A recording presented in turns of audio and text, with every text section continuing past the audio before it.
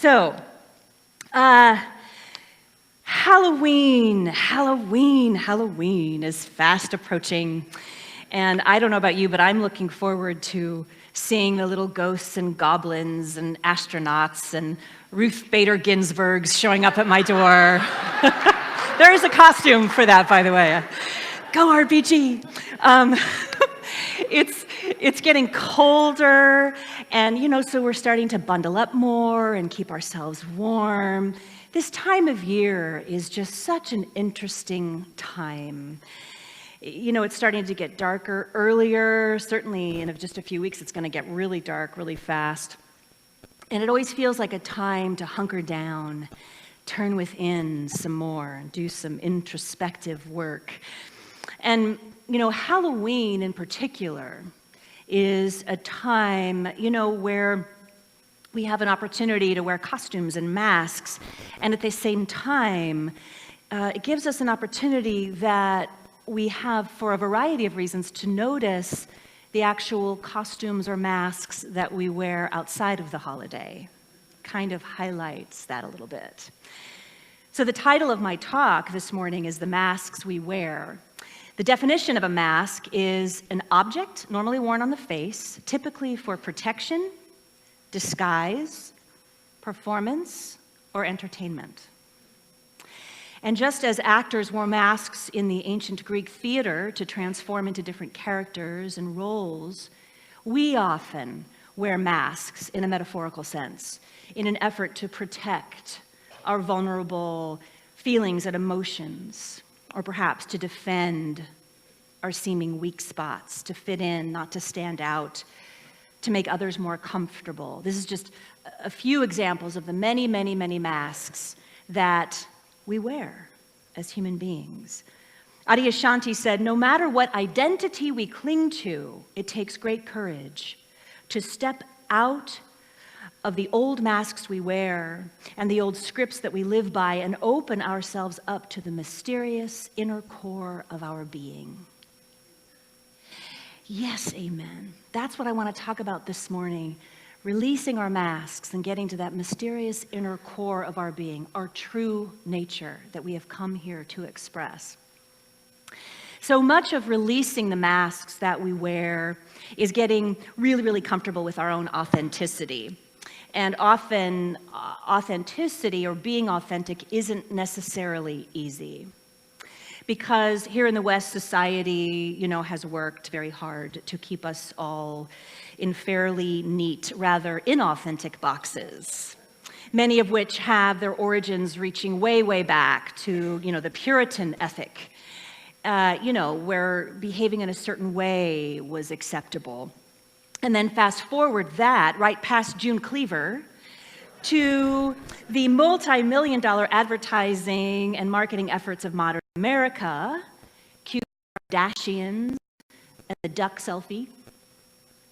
Anyone? So ensuring through all of this social media and marketing that we are buying the magic powders and potions and stuff that is going to somehow make us more hip or with it, or pretty, or more desirable, or more smart, or dare I say it, more spiritual. That's a market too. So, we've adapted many masks in order to cope with all of this. So the first thing I want to say is be gentle with yourselves. Let's just take a breath as we move into this conversation, because it requires compassion and soft edges. Unfortunately, the masks that we tend to put on do a really great job of covering up and in some cases burying our authentic selves. The parts of us that are messy, the parts of us that are not pretty, the parts of us that are not particularly spiritual, whatever that means. Ralph Waldo Emerson said, "To be yourself in a world that is constantly trying to make you something else is the greatest accomplishment." So I had the blessing a few years ago of meeting and spending a little time with Wayne Dyer. He had come to Mile High Church to speak, and I was working that night there, and We had some time in the green room, and I got to listening to him and sort of just being with him. And talk about authentic. I walked in, and there he was, in his Birkenstocks, and his just presence was so present. He was so present. He was unplussed by the fact that it was a sold-out crowd, and there were so many. He just was there.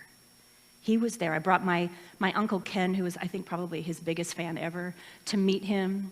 And I remember my Uncle Ken being so nervous, and Wayne was just so calm and so kind and so authentic.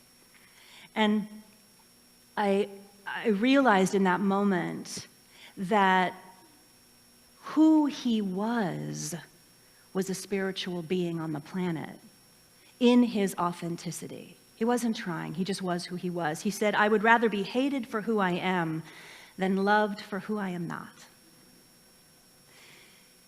He talked a lot about his journey towards and to authenticity. He talked about releasing masks, and he taught a lot about the power of embracing our own magnificence, our essence, the gift that each of us is here to bring unapologetically.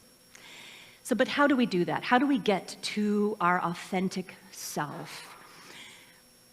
Brene Brown said authenticity is the daily practice of letting go of who we think we are supposed to be and embracing who we are. So it's letting go of who we think we're supposed to be and just embracing who we are. She says authenticity is a collection of choices that we make every day. It's about the choice to show up and be real, the choice to be honest, the choice to let our true selves be seen. So here is a practical tool for you on this beautiful, I think, lifelong journey towards more and more and more authenticity. It's this idea, this gentle call in any given moment to take a breath. Just take a breath. You might even put your hand on your heart in this moment. In any given moment when you feel the need to cover up or defend something, take a breath. Put your hand on your heart, no one will know. And make the decision, make the choice to tell the truth. Just tell the truth. You can say, wow, I'm feeling really vulnerable right now. Whew, that's powerful. You can take a breath in any situation, put your hand on your heart and say, I don't know. I don't know the answer to that. You would think I would know, but I don't know. Power. That's your divine power. You can take a deep breath in any given moment, put your hand on your heart, and you can say, ouch. That says it all. Ouch. You don't have to put on the mask of, I'm fine, everything's fine, that didn't hurt. You will dissipate every bit of falsity in the room when you do that. When you take a deep breath and say, I'm feeling really hurt right now. I need a moment. This is a tool. Just breathe, put your hand on your heart, and tell the truth. We're taught from a very young age by very well-meaning people to not do that. I'm inviting us to have a completely new thought. You don't have to make everyone comfortable. In fact, if you take a breath, put your hand on your heart, and you say, I'm going to say something that's going to make everybody in this room uncomfortable. And then you speak your truth. I'm not saying start a revolution at home or with your friends. I'm not saying to be cruel. I'm simply saying there is divine power and authenticity in speaking truth, with a capital T, truth. You have permission to speak your truth here. I want to be very clear. Can we all agree that we can speak our truth with each other in this community? Because that raises our vibration immediately.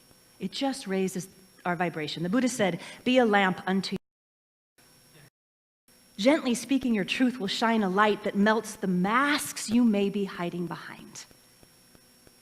Be a lamp unto yourself. In the Lakota tradition, there is a beautiful spiritual practice. They make exquisite quilts. If any of you are familiar with the Lakota tradition, you will know that they are known for their quilt making. And And in this tradition, there's this beautiful element that I just love. They make sure, in the beauty of this quilt, that somewhere in it there is one small hole in the quilt. And the reason that they make sure that there is a hole in that quilt is because they want to be certain that they allow room for spirit to flow through the quilt. And I feel like there's something in that for each of us here. To me, that hole in our quilt is our vulnerability. When we allow ourselves to be vulnerable, when we allow ourselves to take the mask off and say, I don't know, I really don't. Spirit rushes in. Spirit rushes in. I think that so often we feel like we are supposed to know. We're supposed to know. And it's in our vulnerability when we can allow Spirit to be Spirit through us. We are whole, perfect, and complete. Capital W, capital P, capital C. Those are God qualities. That doesn't mean that I always have perfect hair. It rarely happens, right? But I'm going to invite you to think of your life as this exquisitely made quilt. And in those moments of vulnerability, I'm going to invite you to just step aside for a moment and let God be God through you. Let Spirit be Spirit through you. Let love be love through you so that whatever it is that is coming up for you can be healed in that moment.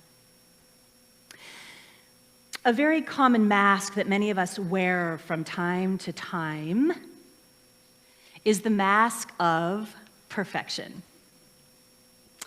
which completely prevents us from the gift of vulnerability and therefore authenticity.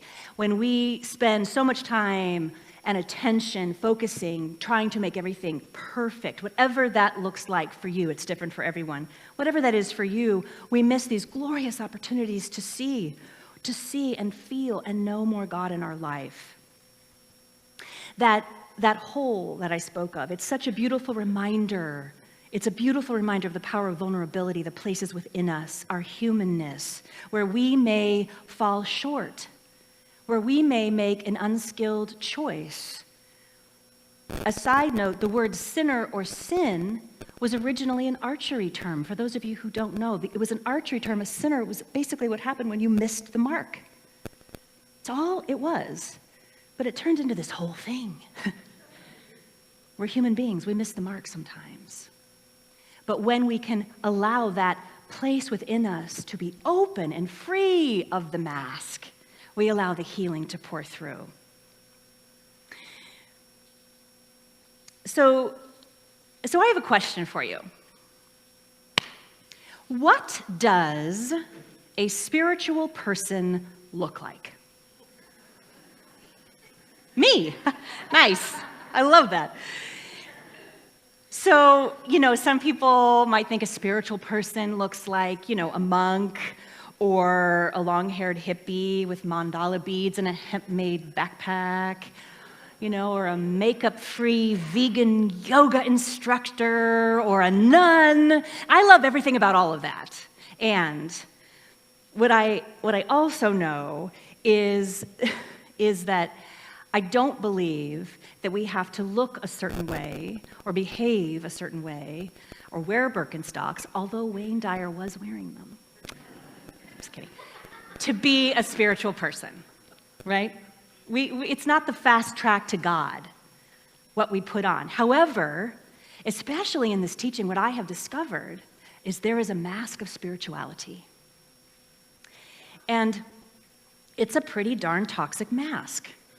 So a while ago, I was in New York City with our daughter Flynn, and we were there seeing Broadway shows. This is like one of our many happy places. And she and I were in line to see a show, and it was a long, long, long line. And we had our tickets and assigned seats and all that good stuff. We were so proud of ourselves because we were up at the front. And we're just so excited. It was a Tony Award-winning show that we were going to see. And this woman walks all the way from the back, and she walks all the way up, and she just looked right at me and stepped right in front of me. Like, so rude. I mean, and I'm always benefit of the doubt. Okay, maybe she has to go to the restroom. Maybe she has a little one that has to, but nope. She just didn't want to wait in the back. She just wanted to get in first and just looked right at me and went, well, so, here we go, right? Here we go. So I'm taking a breath, just trying to process the brazenness of this. And the couple behind me, the woman looks at me like, if you don't say something, I'm gonna, honey. And Flynn is like, Mom, what are you, Rev, right? And I'm like, okay. I take a deep breath, and I'm just processing, and I look down, and she has this incredibly spiritual book tucked under her arm.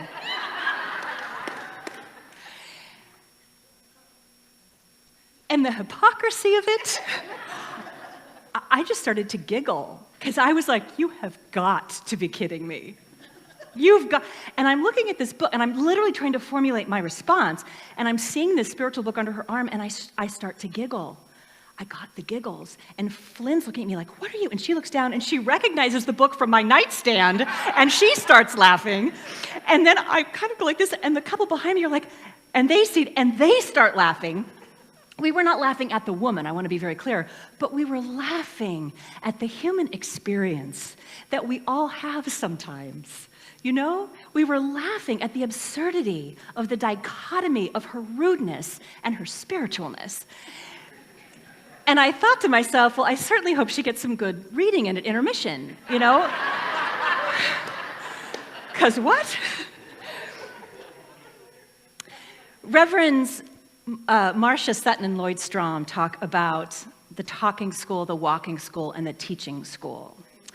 And the talking school, you know, when we first find this teaching, when we first get into spiritual stuff, it's so yummy and it's so cool, and we talk a lot about it. And it's important that we do that, because that's kind of the first step. Now, what can happen, though, is some folks stay in the talking school. They stay in the place of talking about spirituality, wearing the mask of spirituality, tucking the spiritual book under their arm or putting it on their bedside but not reading it, no one here. They stay in the talking school. And the challenge with that is that's where this teaching stops, because we have an opportunity to move into the walking school. The walking school is when we begin to apply this stuff, this spiritual work that we get to do. We take the mask off of being spiritual, and we look at our stuff. Our practitioners are knee-deep in this beautiful opportunity of walking school and the training of that. When you come on Sundays, you know, my goodness, I give you tools, practical tools for spiritual transformation every Sunday. And I'm giving you an opportunity to go home and throughout the week, take this teaching, take these golden nuggets, this universal wisdom, this truth teaching, and apply it to your life. And watch what happens when you do. When you begin to use this work, it makes your life easier and better. There's more joy, there's more upliftment, there's more authenticity. And then when you move, you're in this teaching long enough, what happens just because you're applying it so much and you begin to practice what you preach, you begin to move into the teaching school just by who you are. You begin just to model this teaching for fellow congregants, for neighbors, for folks in the PTA. You know, that's when people start coming up to you and saying things like, why, I like how you talk. What is that? Wow, you're so calm. What, right? You realize that the application of this then moves you automatically into that teaching school. The same time I was in New York City, there was, Flynn wanted to go shopping. And for any of you who know New York, the Macy's there, that's like 5 blocks long, we were down in that area of New York. And there was a gentleman who had a sign. It was like the size of a billboard. I mean, it was enormous on these 2 big poles, and he had a megaphone, and he was behind the sign. And the sign said in gigantic black letters, "Jesus lives, repent now." And he just kept saying that over and over and over again. And it made me think that not only do we sometimes have masks that we hide behind, sometimes we have things that we hide behind. We have jobs, or we have titles, or we have important things that we do that we can hide behind. So I invite you, and in that moment, I just felt so sad for him. I thought, wow, that's a huge mask. That's a huge mask. So, I just invite you to notice in your own life where you may be talking about spiritual practice it, and also where there might be something in your life that you are subconsciously, inadvertently hiding behind, whatever that may be. Your profession, your identity that is out in the world that you present, whatever that is. I just invite you to notice.